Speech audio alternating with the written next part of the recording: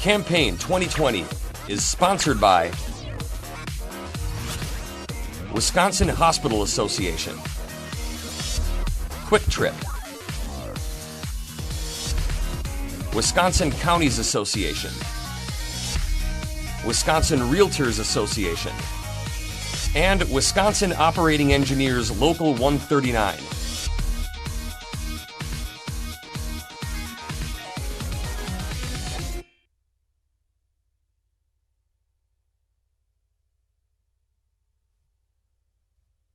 Charlie Warner of Mondovi is a Democratic candidate in the 93rd Assembly District.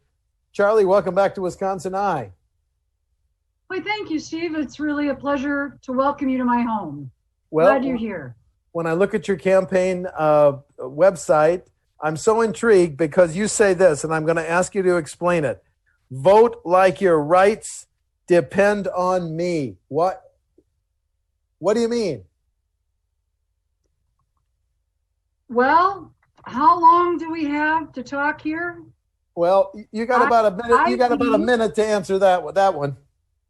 Okay. I mean that if we don't vote people like me, and me especially, into our state assembly, we will lose a lot of forward motion, because we could lose the ability for our governor to veto more of the Republican-led votes, and we'll lose probably the opportunity to change our district lines for our Senate and Assembly seats. And that would mean that we would continue with this non-democratic leadership that we've had the last 10 years, who vote for party and corporations instead of the people. So I mean, vote like your rights depend on it, because they do, and I'm your choice. Okay, now you alluded to the redistricting discussion. So you're a fan of the governor's People's Maps Commission that would draw the lines and then send it to the legislature, as opposed to, well, the Constitution says the party in power will draw those lines, Charlie. But Steve, now I'm going to wait till I'm lit. Can you see my map? Yes, ma'am. This is my district. Yes, ma'am. And in my district, I run from east of Altoona by 6 miles, 120 bad roads, over to the St. Croix in the Mississippi. The Constitution of Wisconsin also says that districts should be compact, that they should be bordered by county or city or township or other lines. Does that look like that's part of the Constitution? That's a pretty good sized district, ma'am. You know, and it makes sense. Of course, it does take out the cities of Menominee and Hudson and River Falls and Eau Claire, because obviously they're hotbeds of liberalism. This is something that has been bothering me, for 8 years. They changed the districts in 2011 after the big Republican windfall, and they have had absolute control. It's all set up to be 60% Republicans, 40% Democrats, so we can never win. Now, there's so many examples of really bad government that I'm not going to go into every one, but I think that I have signed numerous fair maps pledges. Okay. And I think that the Iowa system is neutral, and they've been doing quite well. And yes, I'll support the governor's group. I do not think it should be a party. And in the past, parties were decided sort of like, well, you know, the population has changed and we're going to be outside of Ed's area. Maybe we should move the line so Ed can continue serving in the Assembly or the Senate. There was a lot of that happened, and it was done with open books within the Capitol building. The last time it wasn't. It was done in secret by outside interests who designed it this way. I understand. When you had that map of your district, you said you're driving on bad roads. So here's my question. The governor wanted last year to raise the gas tax to stabilize how we pay for roads and bridges. You ready to raise the gas tax? Well, Steve, 2 years ago, I would have said yes. Today, as we face all the problems with COVID and the unemployment issues and everything else out there, I'm not going to say an absolute yes. Okay. I have to look at all the options, and coming into the next budget, it's going to be a big problem for everyone in every way. So immediately implementing a gas tax may not be viable. Okay, you alluded to COVID. Let's talk about that a bit. State Senate Republicans would like to come back to the Capitol, convene a session, and overturn the governor's mask edict statewide, the mask mandate. What's your position on the mask mandate? I don't understand that position. I do have my favorite mask right here. Okay, so you are a mask supporter. I am definitely a mask supporter. You know, in Wisconsin, we have an awful lot of people who have, quote, pre-existing conditions. And that can be anything from being an ex-smoker to being overweight. Now, I'm a senior citizen. I know you're a young guy, but I have to be careful. And I see a lot of people who have a lot of problems and a lot of fears because of cancer treatment, a lot of different things. And I would never forgive myself if I gave that illness to someone. So yes, I have been in home, in my own little bubble, and I've been wearing masks since early March. Okay.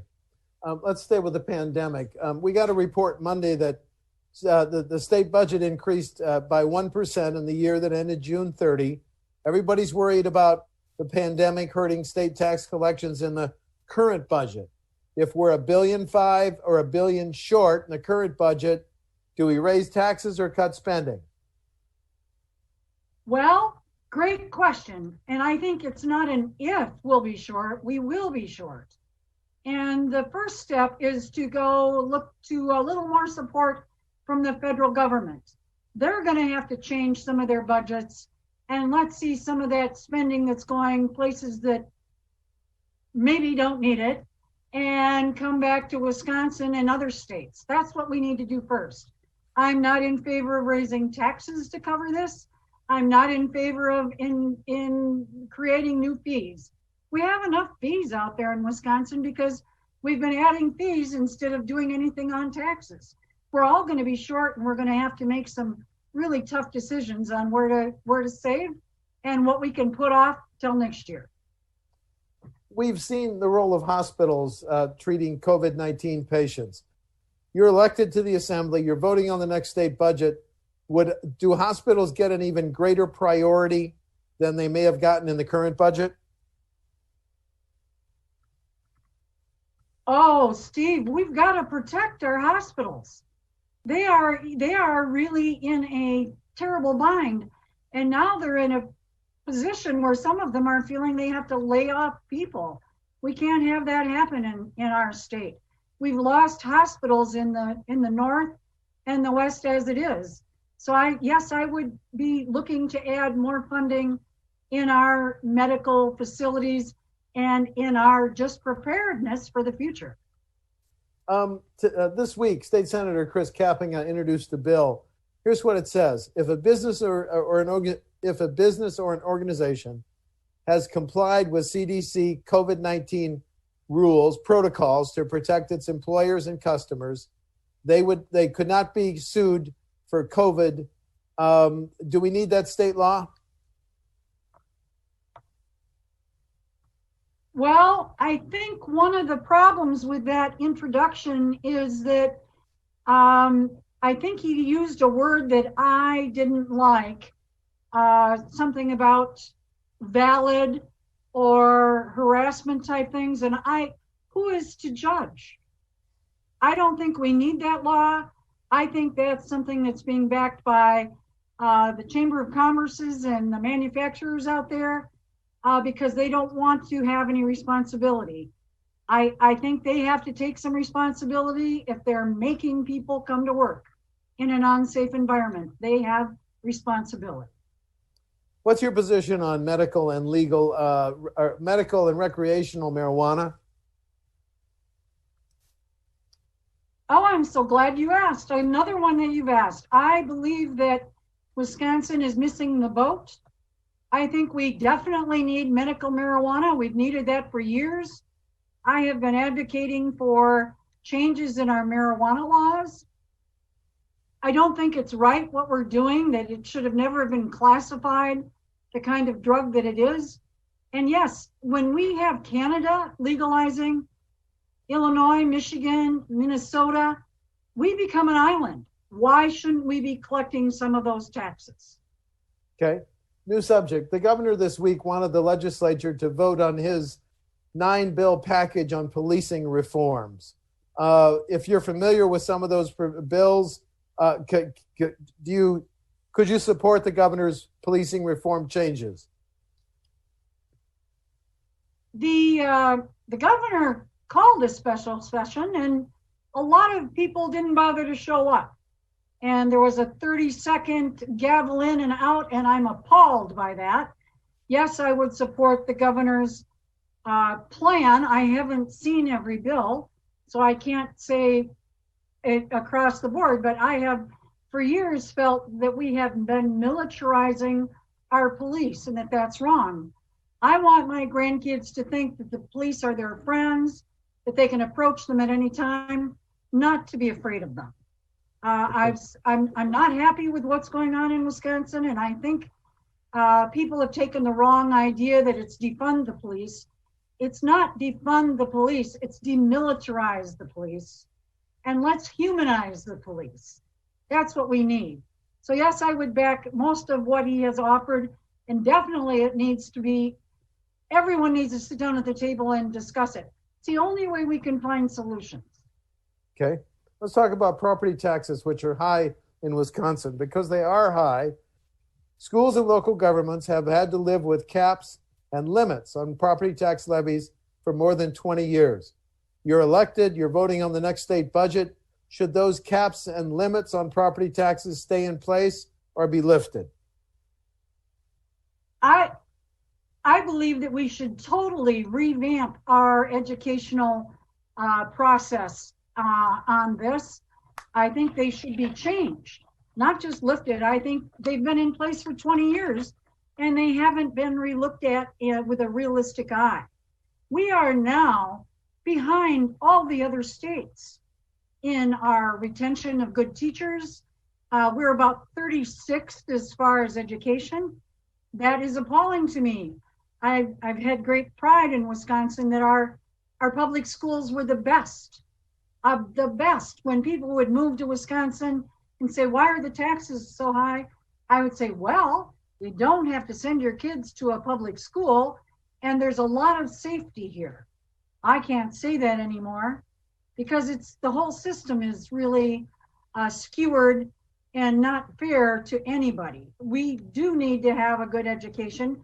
But again, thank goodness, I believe Joe Biden has a plan that he would increase school funding to the states if he were elected as president. And I think that's a key issue right there, because we've got an increase in problems with our schools and the ability to fund them. And let's face it, half of the school districts in the state have had referendums, which is really another form of taxes. And we wouldn't be able to even give the limited things we've been doing in our schools if they hadn't had those referendums. The number of children that are today in special ed has tripled in the last, probably quadrupled in the last 20 years, because I don't have dates that go back or stats that go back that far. But I think we need to we have to change the whole thing. When you say change the whole thing, do you say that we need to give local governments new potential sources of revenue?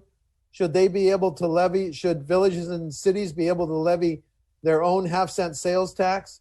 Do they need new sources of revenue to reduce their reliance on the property tax?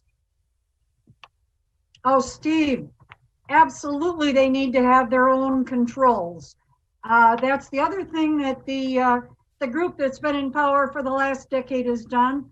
With each budget, they chip away at local controls. So every town, every city, every village has lost some of their power. Every county has lost power to make their own decisions and had them taken away forever under the regime. So I'm saying that they need to remove that and they should have their rights. If, for instance, in Eau Claire County, where I live, there are some townships that have had a lot of building and a lot of new activity. And then there are other townships, like the one I live in, that over the last 3 years has had 8 new homes. Well, that's going to make it a lot tougher for my township to bring broadband and other things that we need. Okay. So we need to revitalize and relook at a lot of these things. Okay. If a school district or a local government plans a major public works project, should they have to give a preference to Wisconsin businesses? Kind of the context here is in 2015, out-of-state contractors got $72 million in public works projects. That more than doubled to $146 million in 2018. Should local governments have to give a preference to Wisconsin businesses? Well, to be honest, I would like to see that because, remember Foxconn, that boogaloo from 2.5 years ago? I know of 200 truck drivers who made a lot of money hauling sand and gravel and working on the roads all around the project. And they all came from Illinois. I don't like that, even though my brother-in-law was one of them. They were so busy driving all that stuff, they couldn't even stop and have lunch in Wisconsin. So every penny they earned went back to Illinois, was spent in Illinois. Well, he brought his ham and cheese sandwich up from Illinois. I don't like it. I think it's wrong. Okay, final question. Differences between you and your opponent on November 3, the incumbent. The difference between my incumbent and me, well, first of all, I'm a female and I'm not a politician. So there's some really big differences. I am more interested in what the people want and what would be helpful to them than I am in making a corporation or even my party happy. So there's really big differences there because my opponent always votes as the party dictates. Okay, thank you. Charlie Warner of Mondovi is a Democratic candidate in the 93rd Assembly District. Charlie, thanks for talking to WisconsinEye. Thank you. It's just great to be with you, and I hope this turns out. I don't have real good broadband where I am, so let me know if we might need to reshoot something, all right? Will do. We'll be sending you a link to this. Charlie, thank you. Stay safe. Thank you. Bye. Thank you. Campaign 2020 is sponsored by Wisconsin Hospital Association, Quick Trip, Wisconsin Counties Association, Wisconsin Realtors Association, and Wisconsin Operating Engineers Local 139.